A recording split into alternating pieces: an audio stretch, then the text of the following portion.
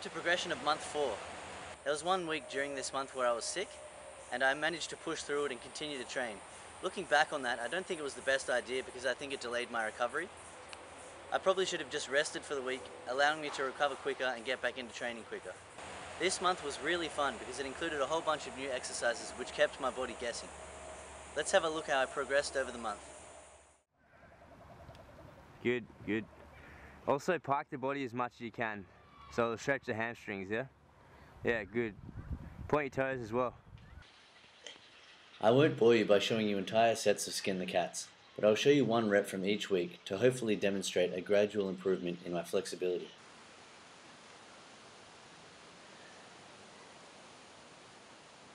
You may notice at times that my arms are slightly bent, but they should be straight the entire time.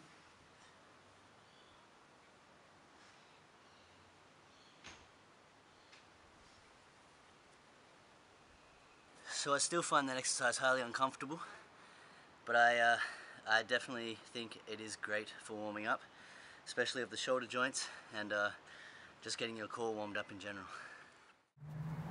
0, 1, 2, 3. The comment Lachlan made on any step disqualifying the 3-second hold must have gone in one ear and out the other. Unfortunately, I got into the bad habit of taking steps during my handstands and didn't have anyone to remind me that it was really bad form. Additionally, I shouldn't have been practicing with an arched back and bent legs. I should also be pointing my toes.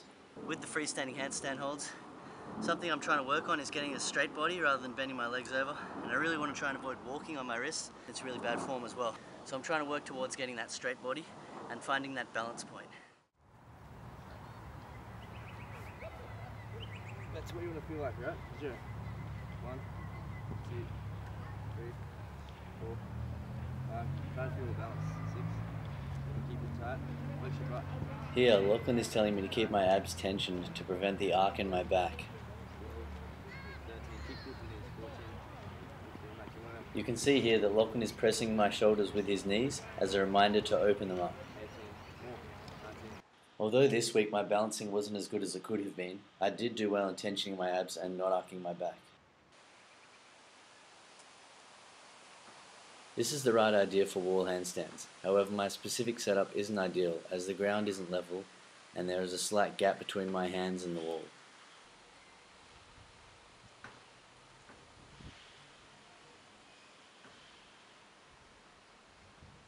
I don't know if you can tell from that angle or not, but when I'm resting up against the wall, I try and press off it a little bit so I'm actually balancing myself. I think that's a really good exercise. It really teaches you to keep your, straighten up and press your shoulders out, keeping that straight body position, and it helps you learn where that balance point is as well. So I think that's a really good exercise. I really recommend that. 0, 1, 2. While it may not look like much, scapular depression retractions are really good for developing the muscles required in a front lever. So I still find that exercise really tough. I think it's great for your lats, and I find that I fatigue really fast in that exercise. Good. Try to get the elbows out more in front if you can, like, just build up here.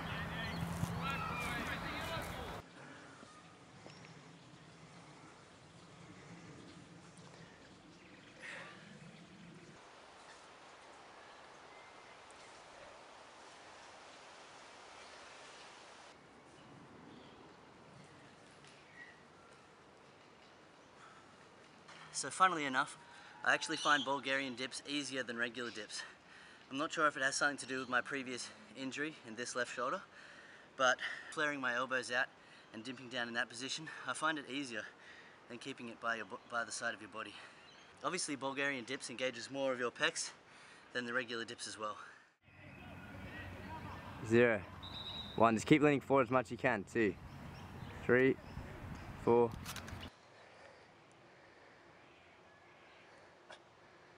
For the planche holds, I just focused on keeping those arms straight and leaning forward as far as I could.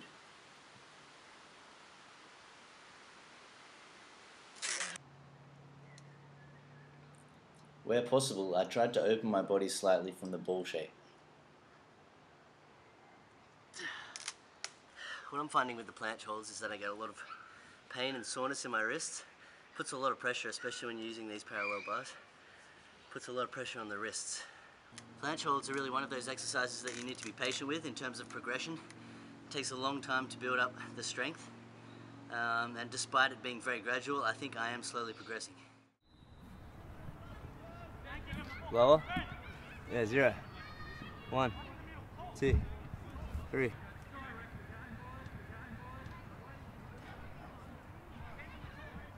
Zero. 1, 2, 3.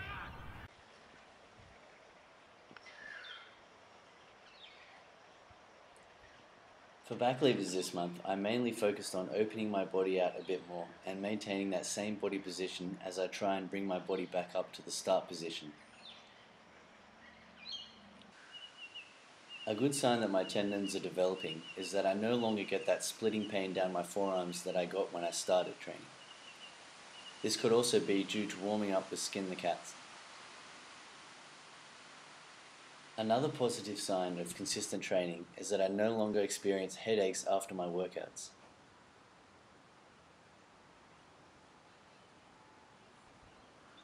Each week, I just focused on opening my body a little bit more than the previous week.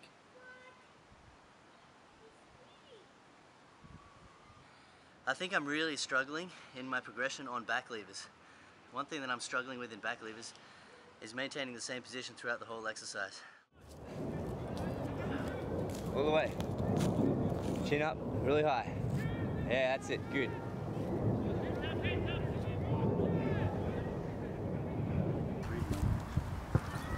Come on, high. Yeah, good.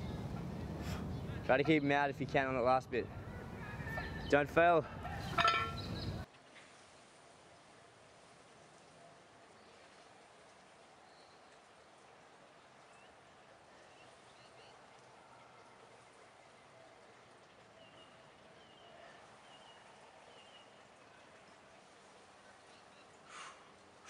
Whilst I'd like to say I achieved full 5 rep sets with 30 kilogram pull-ups, I can't because my form wasn't strict enough. As you can see, when I'm struggling towards the end of my sets, I turn the rings to more of a chin-up position to get that extra pull at the top. While it's not the worst thing you can do in a pull-up, try and refrain from doing this.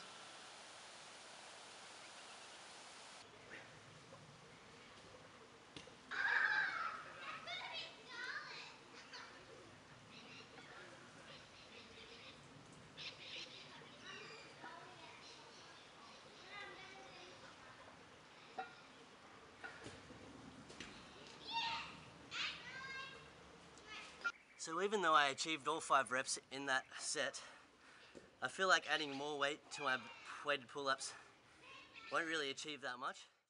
I'm just going to cut myself off there, because as Tyson reminded me, the purpose of weighted pull-ups isn't to go to fatigue, but to increase strength and power, which I definitely think these sets are achieving.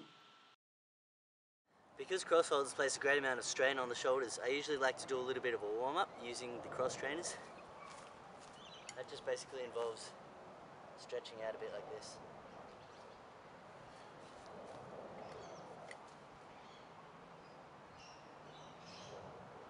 Push the shoulders down. Let's go to the cross.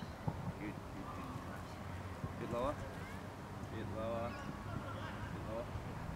Yeah, 0. 1, 2, 3. Bring the rings forward a bit. 4, 5.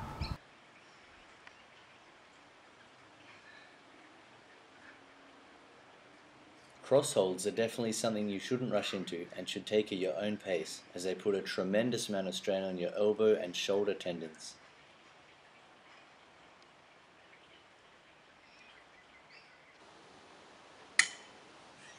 This month I just focused on keeping good form with straight arms and lowering as far as I could.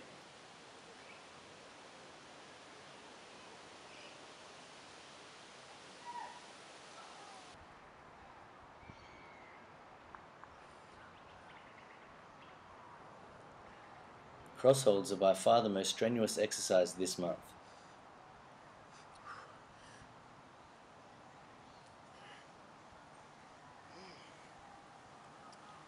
That release at the end of the cross hold really hurts the shoulders. So make sure when you do it, you release really slowly. I find that helps a lot.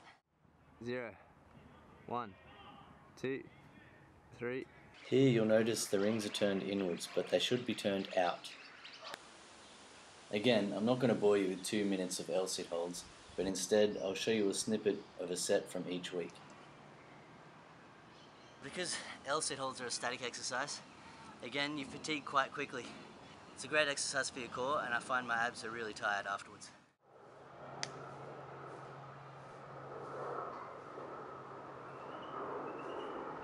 So that's it for the month 4 program.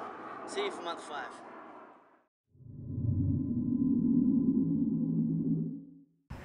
4. That really hurt. Why the hell did you do that? That was stupid.